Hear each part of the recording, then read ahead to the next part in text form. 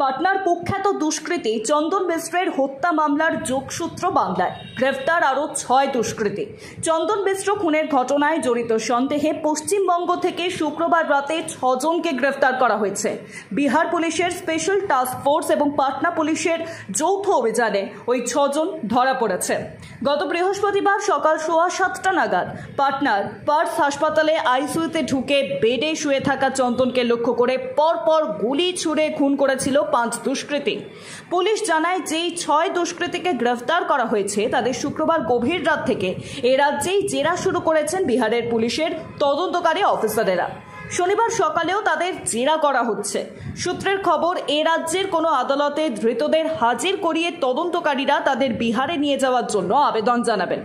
Police জানায়, চন্দন মিশ্র খুনে বৃহস্পতিবার রাতে প্রথমে গ্রেফতার করা হয় মেইন শুটার দুষ্কৃতী তৌসিফ রাজা ওরফে বাদশাকে।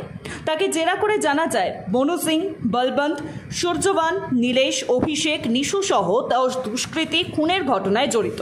তবে পশ্চিমবঙ্গ থেকে যে 6 জনকে গ্রেফতার করা হয়েছে তাদের নাম এখনো জানায়নি বিহার পুলিশ।